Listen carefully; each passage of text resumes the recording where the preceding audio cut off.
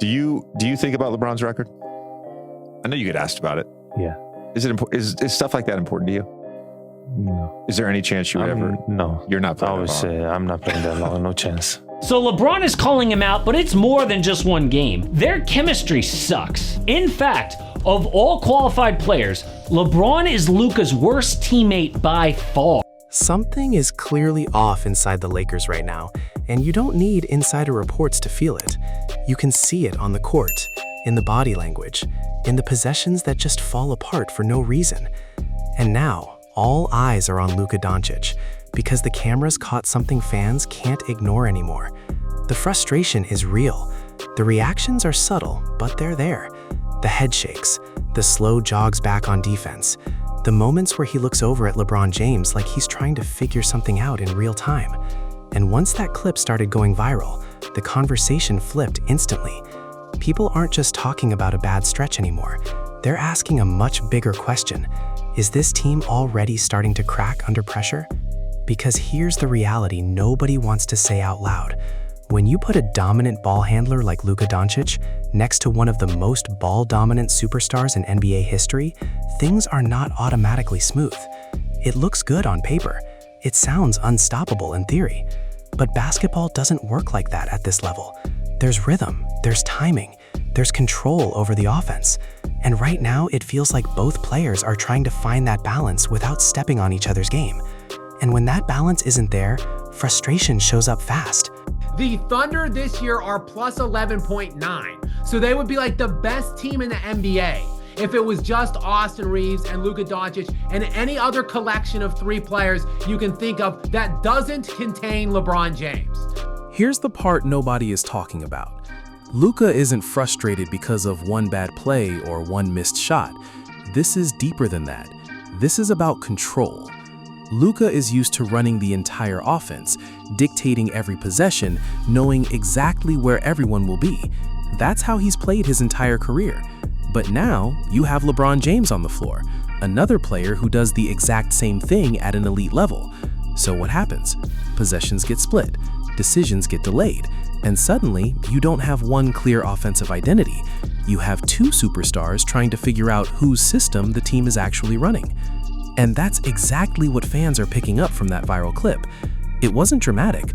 Luka didn't explode or call anyone out, but the body language said enough. The moment where he didn't get the ball when he expected it, the possession where the spacing collapsed, the look toward the bench. That's not random. That's a player trying to adjust in real time and not liking what he's seeing. And when a player like Luka starts showing that kind of reaction this early, it raises serious questions. LeBron's popularity has shifted to his teammate Luka Doncic. Just look at social media. Last year, LeBron was #1 in the NBA, even at 40 years old on social. But now, he's dropped to #4, and taking his spot is Luka. This is where it gets dangerous, because chemistry issues between superstars don't usually stay small. They either get solved quickly or they grow into something that affects the entire locker room. And the Lakers are not in a position where they can afford internal tension. Not with the expectations they have. Not with the spotlight they're under every single night. When you have two players of this caliber doesn't respond quickly, that narrative becomes reality in the public eye, whether it's fully true or not. Now let's zoom out and look at the bigger picture. Luka Doncic is in a stage of his career where he's expected to take control, lead a team, and compete for championships. LeBron James is in a stage where legacy is everything. Every move, every season, every decision gets evaluated in terms of how it impacts his all-time standing. When you combine those two timelines, you create a very specific kind of pressure. It's not just about winning games. It's about proving that this pairing works. And that's why this frustration matters more than people think, because it's not happening in a vacuum. It's happening under the brightest spotlight in basketball. Every reaction is being watched. Every moment is being replayed. And if Luka is already showing signs of discomfort, fans are going to ask how this looks in a playoff series, because that's where things get real. That's where chemistry gets tested the most. Luka's frustration could actually be a good thing if handled the right way.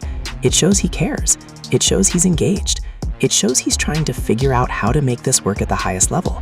But if that frustration turns into visible disconnect, if it starts affecting effort or communication, then it becomes a problem. And that's the line the Lakers have to manage right now. This is where young players usually make a mistake. They let frustration turn into isolation. They stop communicating. They start playing more individually. They try to force their way back into rhythm instead of trusting the system. And if Luka goes down that path, even slightly, it will only make things harder for the team as a whole. At the same time, LeBron has to adjust too. This can't just be Luka figuring things out. This has to be a mutual shift. There has to be a clear understanding of roles, especially in clutch moments. Who takes the shot? Who initiates? Who defers? Those decisions can't be random. They have to be defined, because in high-pressure situations, hesitation is the difference between winning and losing.